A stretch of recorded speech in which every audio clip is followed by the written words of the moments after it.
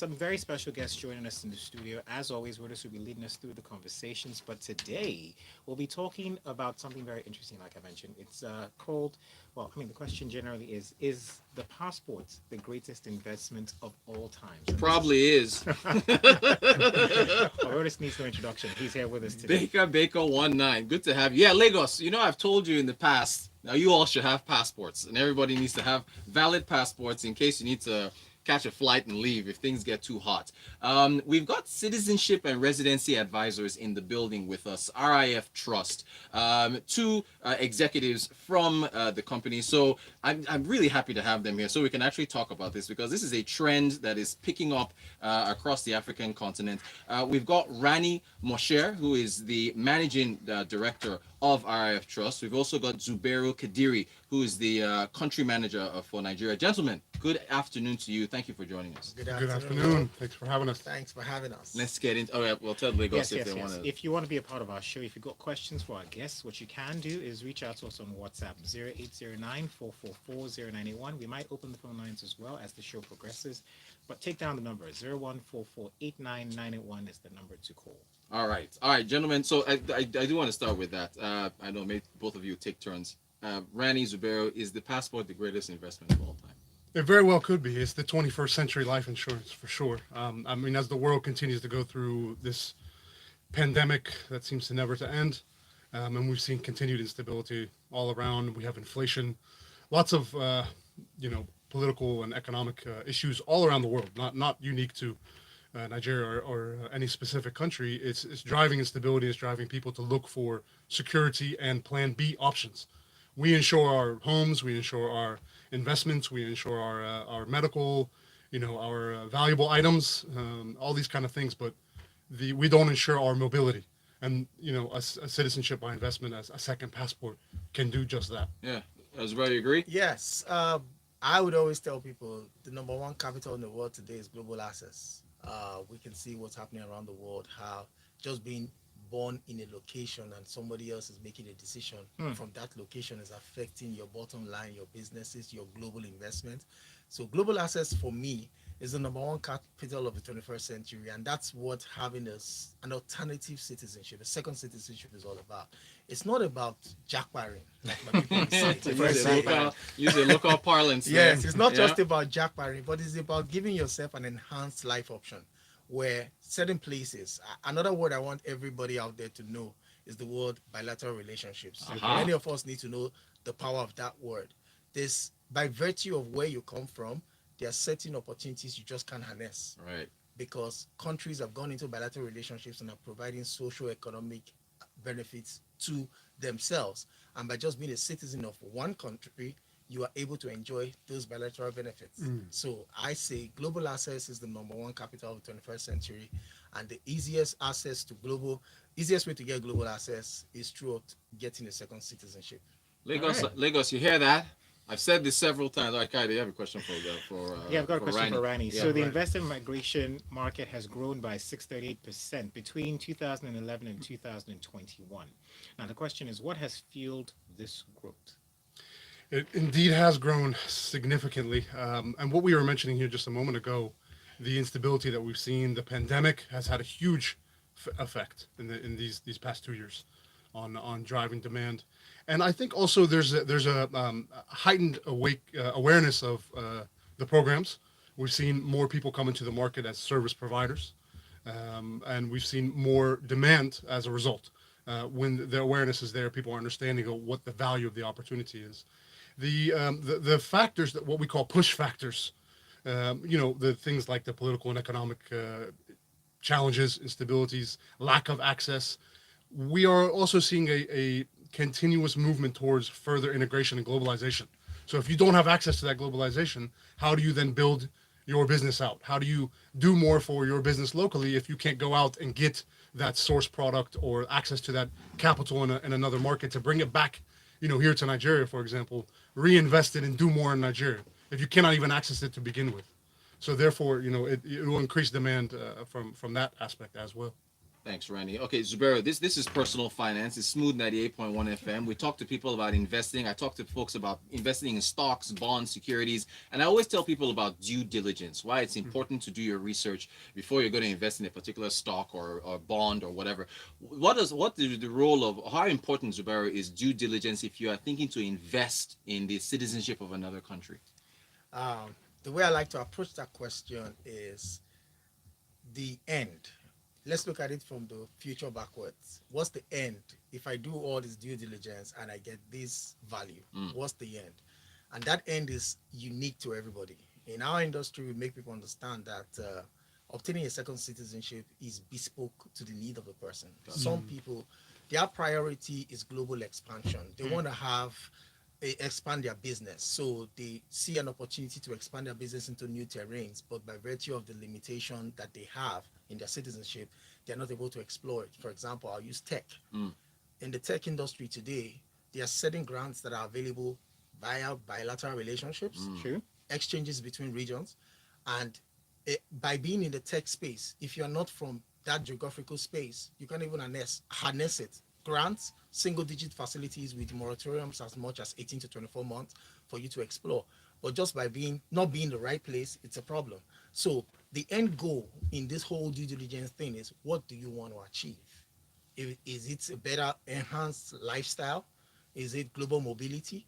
All that comes back to determine which of the programs or citizenship you choose to obtain in addition to the one you already have, and the benefits that that will bring to the fore. Some other people, it's about global mobility. For example, some people do great business out of China, but if you look at the industry today, you would go through the eye of a needle to get a visa to go to China, anywhere in the world. But it will interest you to know that people who are from two Caribbean countries, Grenada and Dominica, they have visa-free access to China. How about that? So Lagos, you see that? Do your due diligence, whether it's stocks, bonds, securities, or going to getting citizenship in another country. Randy, I've got a question for you. So, well, looking at the stats for residency by investments, now it's offered by over 70 countries, and it receives 20,000 applications a year. Yes. Now, what is the appeal of a residency investment? Residence by investment is actually in our space we call it investment migration, which encompasses both sides: it's direct citizenship by investment, residence by investment. Residence by investment is an indirect path to citizenship.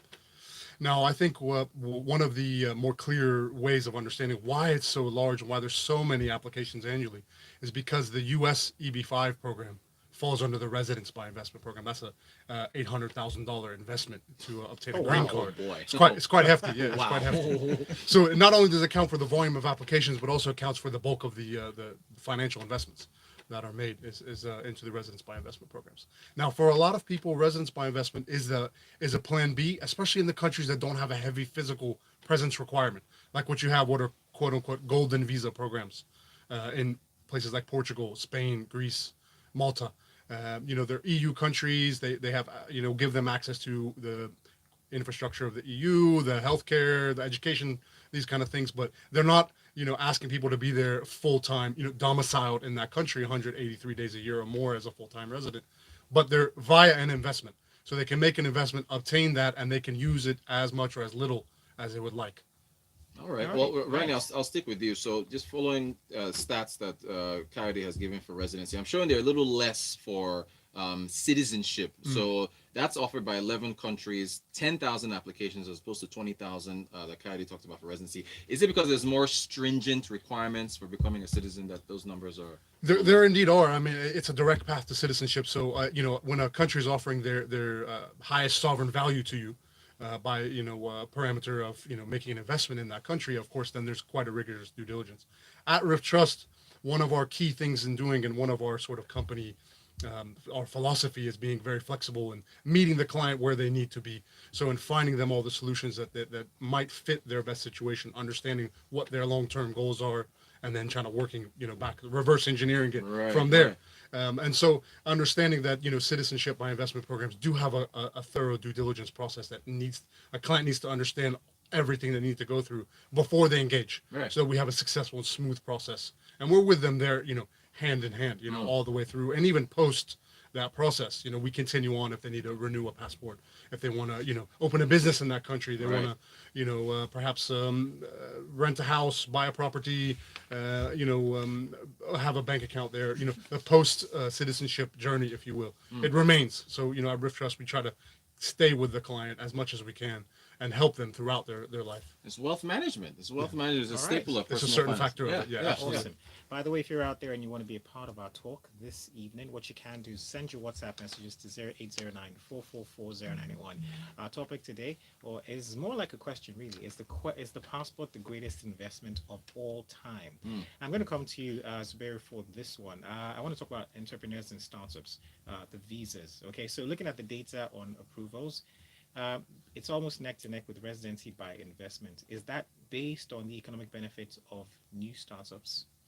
Okay. To help give a broader perspective, there's a clear distinction between the residence by investment program and the startup or entrepreneurship visa program. Now, the target market is where the distinction is.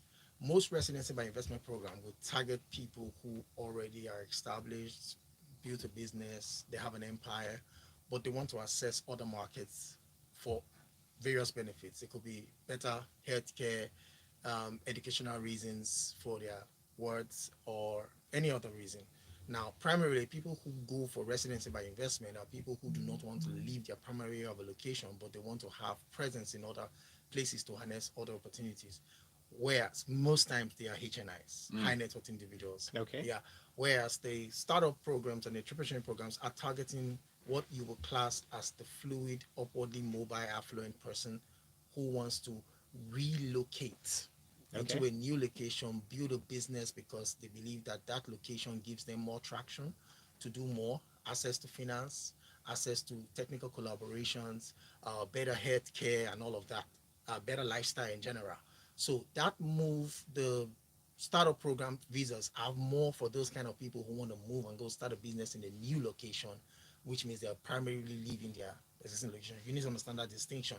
Now, we find that in Nigeria, that market is classed and equal. There are so many people in the middle class A who lot of are startups. looking to make that move. Interestingly, many of them are not just making that move to get out, they are making that move to create traction, especially capital, to also come back here and still build something, which is why at Reef Trust, we find that we support them not only to make that move, but also keep their tentacles in the market, in the network, which is like my colleague Rani was talking about. We have an extensive network. We're in 22 countries in the world. Nigeria is the 22nd country we're starting an office in. So we are local across places. We help to support those startup entrepreneurs to go to those markets without losing completely their touch here.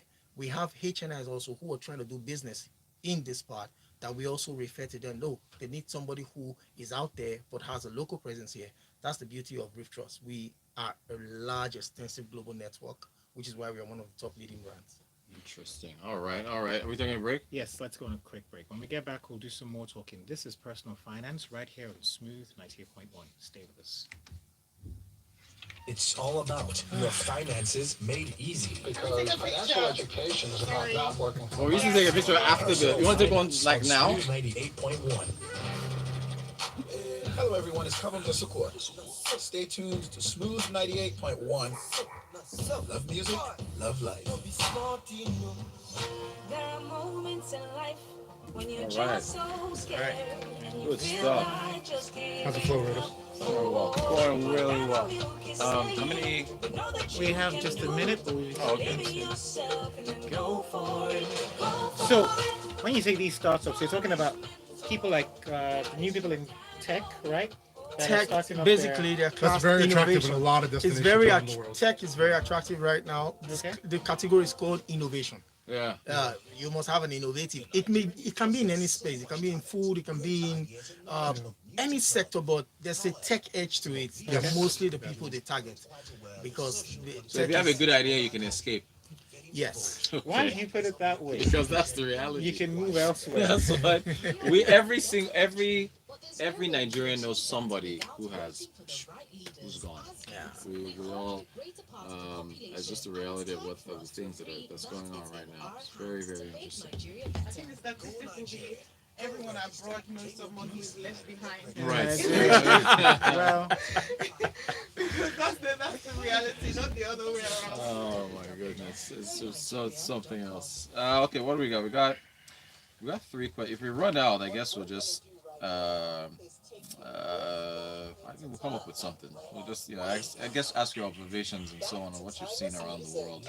Maybe how yeah. because I see investments in places like Guatemala, Barbados, and stuff like that. Yeah, just the by island residency. nations. They always have all those types of residency by Yeah, or residents. citizenship. Yeah.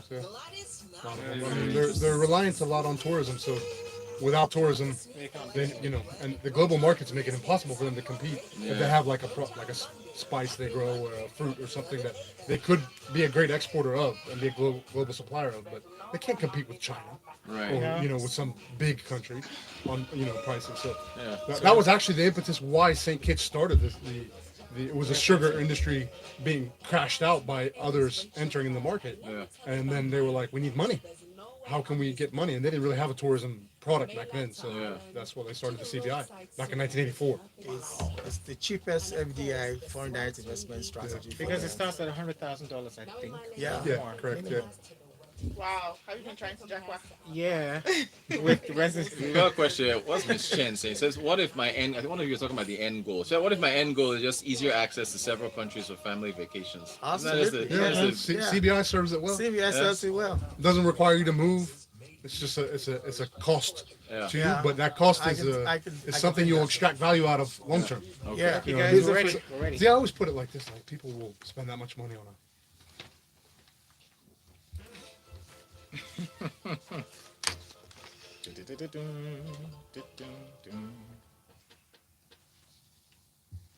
Smooth 98.1, love music, love life. If you just joined us, you haven't missed too much. You've missed a ton of good stuff, though. But still, we're talking personal finance here, and we're talking about the passport being the greatest investment of all time. We've got a very special guest in the studio, and of course, Rodas is still leading us through those conversations. Yes. Rani Moshe, MD of Rift Trust, Zubero Kadiri, country manager for Nigeria, consultants as far as citizenship investments are concerned. We've got a couple of messages. All right, before we went to break, Zubero was talking to us about the entrepreneurs and startup visas as a way to access these services. So let's look at some messages. Miss Chen says, actually, is that Bolaho's message? Okay, let's start with Bolaho. Hi, Rosus and the gang. I will argue that it's not the index of the passport that you possess that matters, but what you do with the citizenship. What do you guys think? Is what you do with the citizenship, or where the citizenship ends up? What do you think about Yeah, I would say, like I said earlier, the end goal is always important. For some people, it's global mobility. Yeah. They just want to be able to travel freely, don't get on a queue to travel. I mean, I have a client who missed out on a beautiful opportunity just because he was going to collaborate with a big time manufacturer who said, meet me in my regional office in Singapore in 3 days, and then we can close this deal out.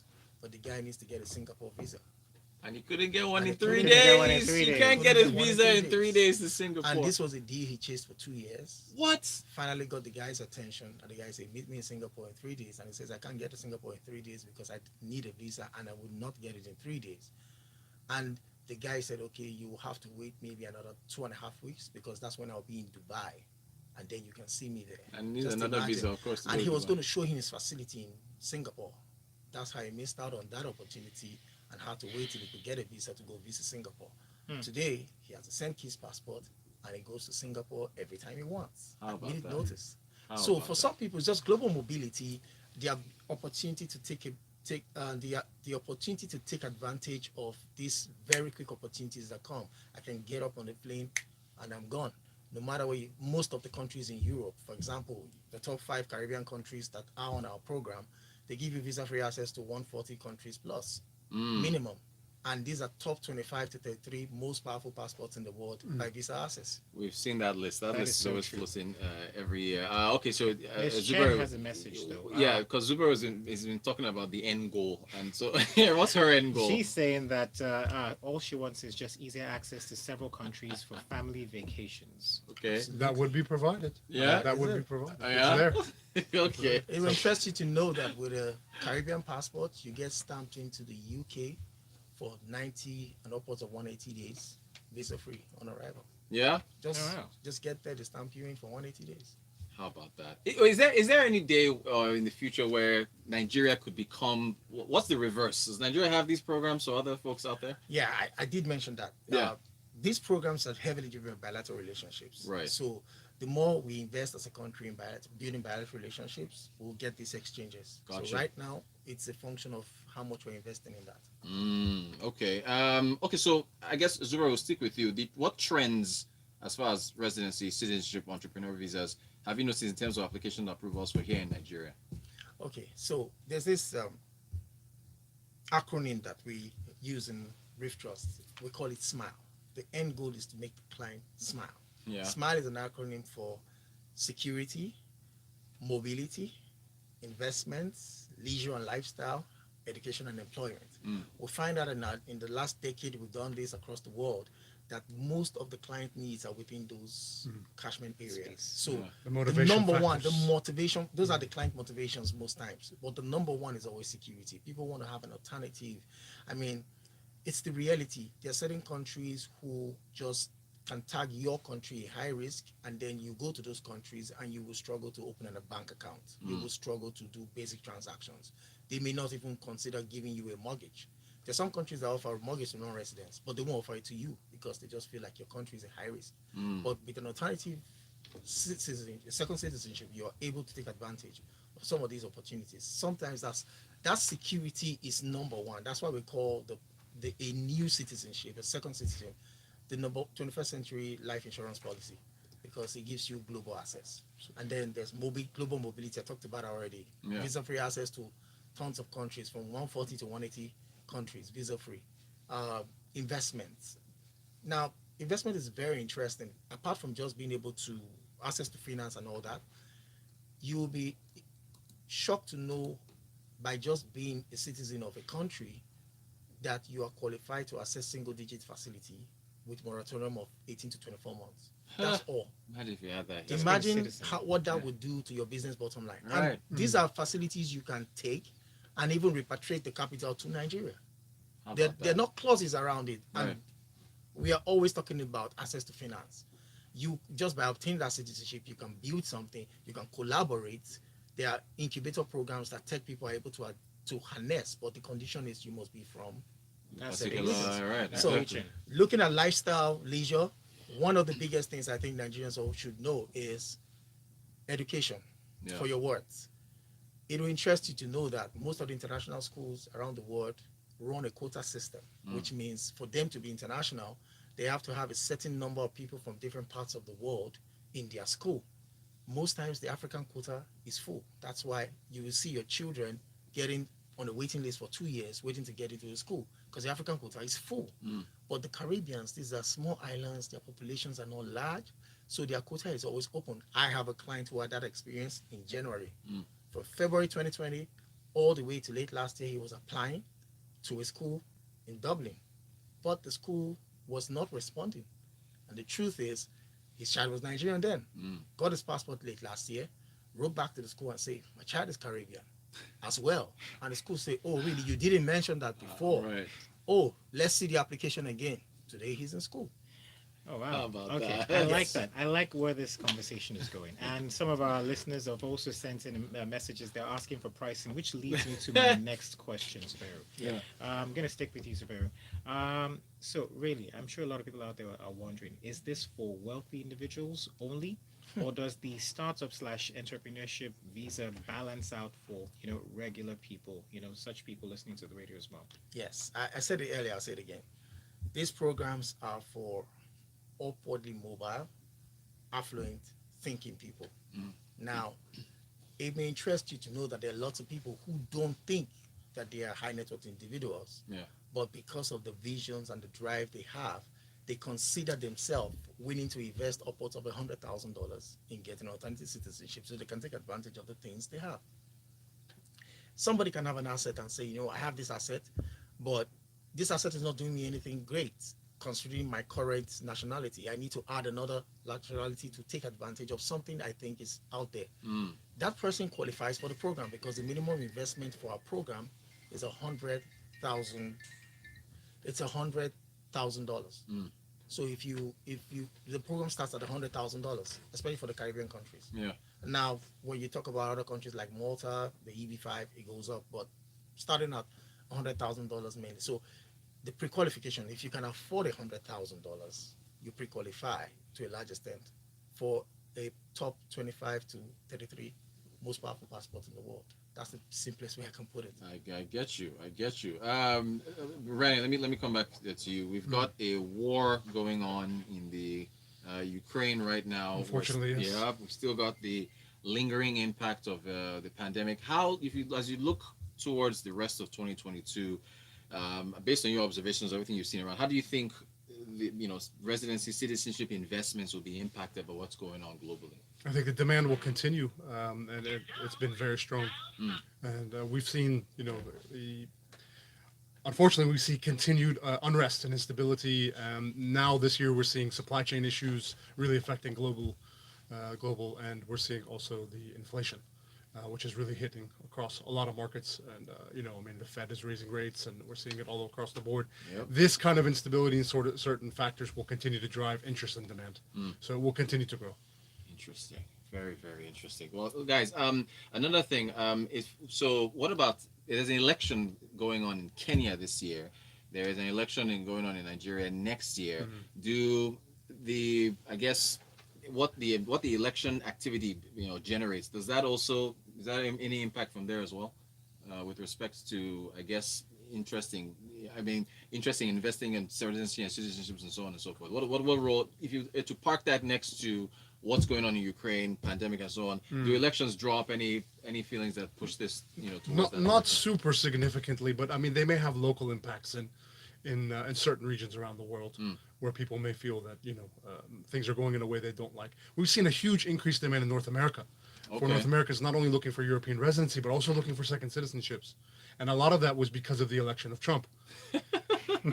The 4 years which carried on then, and the kind of collateral effects that have come from those policies or lack of policies, Yeah. have caused a lot of people to look at the effect on the American way of life and the system. And I'm speaking as an American myself. Right. I mean, a child of immigrants in America as well. So perspective is a bit broader. We've seen a huge increase, and we've opened an office in Los Angeles. We have people on the ground in New York as well. That are trying to serve the demand for the North American market, and that is in effect a result of elections.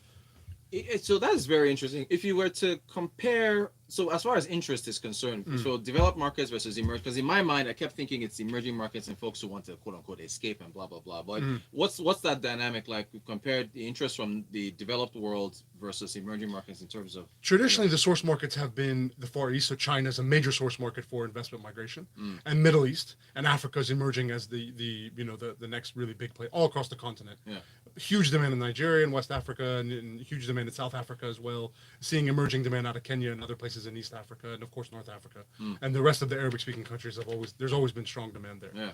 Yeah. I think that the dynamic of the North American investor or investor migrant is different than the others. Their motivation is really around a change in what they've perceived of the way maybe the culture is going on in their countries. The countries are economically stable and so forth, but the politics have changed in a way. COVID has put major strain on the way of life. Yeah. And a lot of people are saying, maybe this isn't going to play out very well the next 5, 10, 15, 20 years.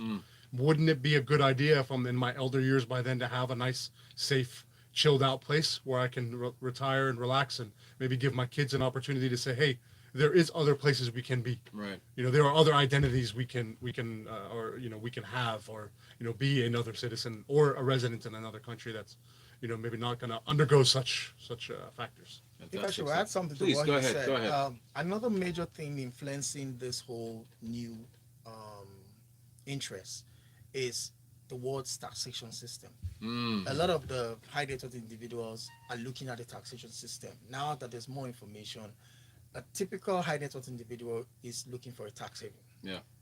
So if you look at the taxation system for America, for example, they operate a worldwide income tax system where every resident and citizen is taxed no matter where you live in the world. You are required to pay tax to America, and it is a criminal offense if you evade tax. Right. So the average North American citizen is looking at, oh, I do so much business outside America, but I have to pay tax in America.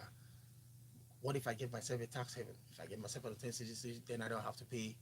I can then be resident in America, and then my business outside America is separate from America. Right, Those dynamics influence. We're looking for mitigation strategies. Yes, Yeah, looking yeah. for mitigation strategies to just, enhance their options. That's why we keep saying that getting the second citizenship is an enhanced life option. Gotcha. You look at these dynamics. I mean, you're going to a country where Caribbeans will give you a safe haven, no zero income tax, zero capital gain tax, zero inheritance tax.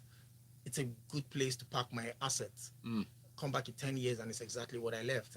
It's not being eroded every year just because it's sitting there.